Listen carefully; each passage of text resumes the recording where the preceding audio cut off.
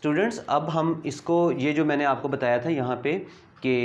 Primary industry में mining के बारे में, तो माइनिंग में जो माइनिंग कहते हैं माइंस के, यानी कि जो ज़ेरे ज़मीन सोर्सेज होते हैं ज़मीन के नीचे या पहाड़ों के अंदर, क्योंकि पहाड़ जो है वो भी ज़मीन का ही हिस्सा है। ज़मीन में से ही जो ज़मीन का जो कुछ हिस्सा है वो बाहर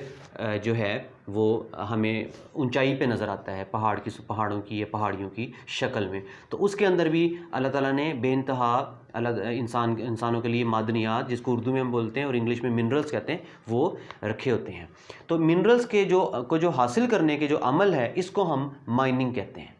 तो माइनिंग की दो टाइप्स हैं बुनियादी, डीप माइंस, गहरी माइंस, गहरी कानें, उर्दू में इनको बोलेंगे कानें, कानकनी का अमल माइनिंग। और दूसरी इसकी जो टाइप है वो है open cast mine. Open cast mine का मतलब होता है, जिस तरह का नाम से जाहिर है, कि जिसमें बहुत गहराई में नहीं जाके कोई चीज़ निकालने की ज़रूरत होती, कोई मिनरल को बहुत ज़्यादा गहराई में से नहीं, क्योंकि वो उसकी कुदरती तौर पे इस किस्म की कैफियत होती है उस जगह की कि वो वहाँ पे ज़मीन के थोड़ा ही नीचे से वो जो मिनरल्स हैं वो हासिल कर लिए जाते हैं। और आमतौर पे जैसा कि मैंने आपको बताया है कि वो क्वारिंग भी ओपन कास्ट माइनिंग की ही किस्म है, जो माइनिंग से अगला यहाँ पे कोमा के बाद लिखा हुआ है वर्ड। लेकिन क्वारिंग जो है ये आमतौर पे फॉर ऑब्टेनिंग रॉक्स, ठीक है ना, पहाड़ी पत्थर या चट्टानी पत्थर जो हैं सख्त किस्म के, उनको हासिल करने का बड़े लेवल पे, यानी कि जो बड़ी चीज़ है, बड़े मिनरल्स हैं, उनके हासिल करने को हम क्वारिंग बोलेंगे। तो माइनिंग की जो मैं आपको टाइप्स बताता हूँ। अब डीप माइंस किसको कहते हैं? डीप माइन जो हैं ये बहुत गहरे, जिसको हम कहेंगे कि बनाई जाती हैं, गार बनाए जाते हैं, या बाकायदा जिसको हम कहते हैं जगह बनाई जाती हैं इंसानों के लिए, ताकि वो अंदर जा सकें। और ये एक बहुत ही डेंजरस, यानी कि deep mines are extremely difficult to dig, यानी कि इनको जो खोदना या इनको बनाना ये एक बहुत ही मुश्किल अमल है, और इसकी नीड कांस्टेंट मेंटेनेंस, और कांस्टेंट मेंटेनेंस की ज़रूरत होती है। जैसा कि पंप्स हैं जो कि पानी को बाहर निकालते हैं, यानी कि जिस तरह अगर ज़ेरे ज़मीन से कोई चीज़ निकाली जा रही है तो पानी भी निकल रहा है, तो पानी को उस जगह से बाहर निकाल, यानी कि पानी ज़मीन के नीचे ही होता है, लेकिन पानी देखें जब वो मिक्सअप हो जाएगा उस मिनरल के साथ या उस सोर्स के साथ जो चीज़ हमने डिग करनी है, तो कितना मुश्किल होगा लेबरर्स के लिए कि वो वहाँ से उसको, माइनर्स के लिए, माइनिंग जो लोग करते हैं वो बहुत ही मुश्किल काम करते हैं इंसानों की फ़ायदे के लिए, ये जो लोग मेहनत कर रहे होते हैं, तो उनको उसको वहाँ से निकालना। तो ये जो वाटर जो है उसके लिए फिर पंप्स चाहिए होंगे जो कि वाटर को बाहर निकाले और वो जगह जो है वो नज़र आए कि जिसकी जो चीज़ निकालनी है, जिसकी माइनिंग करनी है, जिसके लिए ये डिगिंग की गई है या जो है माइंस बनाई गई हैं।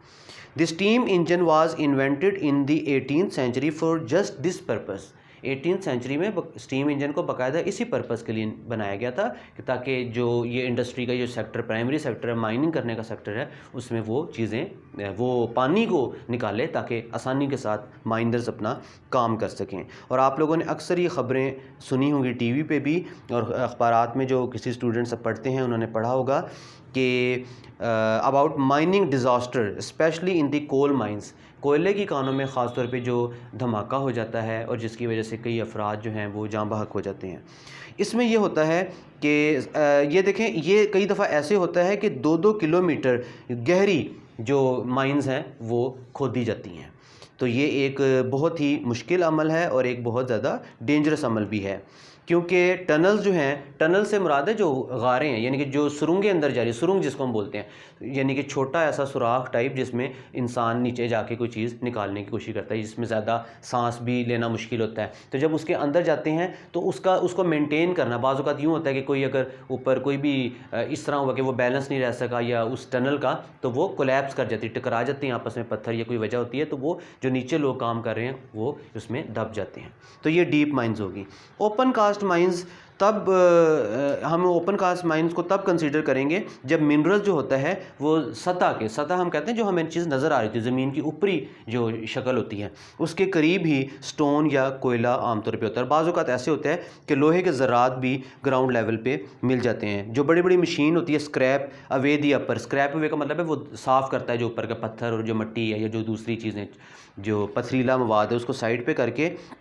जगह बनाते हैं ताकि जो नीचे ट्रक वगैरह भी उतर सकें और वहाँ पे जाके वो चीज़ें, पेज नंबर 46 पे पिक्चर बनी हुई है, आप ये देख सकते हैं। तो स्टूडेंट्स, मैं इसको जल्दी से कंक्लूड कर देता हूँ इस चैप्टर को, सिर्फ ये बताते हुए एक इन्फॉर्मेशन का मैंने इजाफा करना था। ये जो मैं आपको सेकेंडरी इंडस्ट्री का बता रहा था कि इसमें जो